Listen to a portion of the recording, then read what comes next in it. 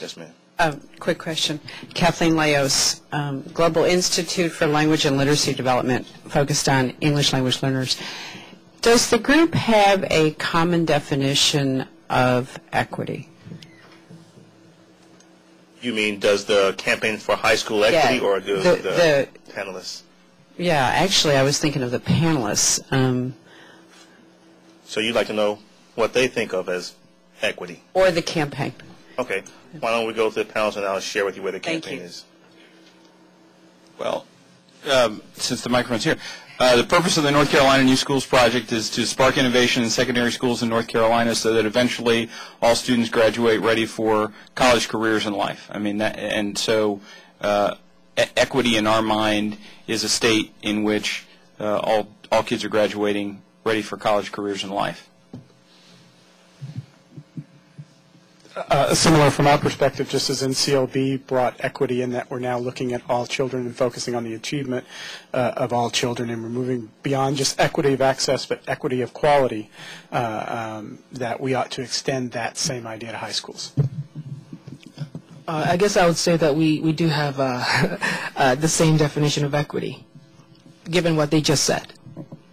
And the same would be true for the Campaign for High School Equity. But obviously, beneath that, there are a number of things that we all occupy the same philosophical space on, whether we're talking about resource equity, whether we're talking about the distribution of high-quality teachers, whether we're talking about any number of things, textbook definition. But at the end of textbook distribution, but at the end of the day, all students should receive the same kind of access, and ultimately, all students should graduate from high school prepared for college, work, and life. And for those of you who do not know, Kathleen was really a real leader on this issue while she was at the Department of Education. Can I ask for a clarification, just for my own understanding?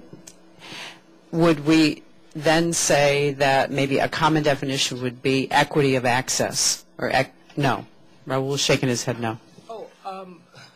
Yeah, I mean, from a civil rights perspective. Yes, it is. Yeah, that's where the questions come from. There's a couple of things. Well, we've worked on access, and I'll just speak for NCLR. We've worked on an access agenda for decades, and we have access, but access without quality and accountability isn't going to get you very far. All right. Thank you.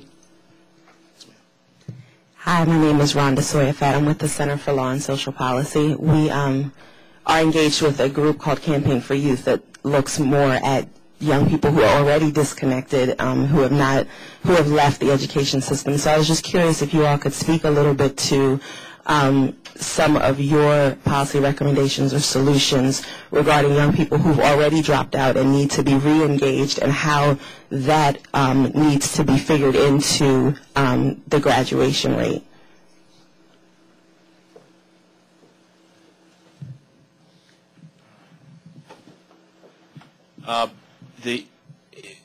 This is actually a conversation that we're just starting in North Carolina, really, again, in part due to this dropout commission that the General Assembly has studying some of these issues. You know, we work very closely with Jobs for the Future and sort of kind of align with their set of policy recommendations about multiple pathways and reentry points. So, I mean, that's kind of the direction that, as we're part of this emerging conversation, that's kind of the direction that we would be moving.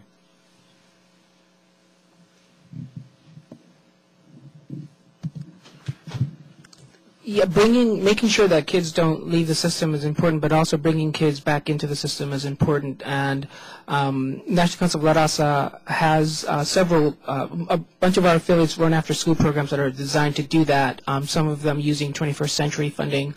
We have several early college high schools which are attracting kids back in and getting them to a high school diploma and also to a 2-year college degree after that. But also we can't just look at NCOB to solve this issue. We know that reauthorization of the Juvenile Justice and Delinquency Prevention Act has the potential to go two ways. One is to demonize and seek to imprison kids who are the 50% who have been failed by the public school system so far and push them into prison, or to use those funds which go to states to work with the school system or community-based organizations to bring kids back in. So it's not just NCOB and education policy that's at play here. It's also JJ reform that's critically important.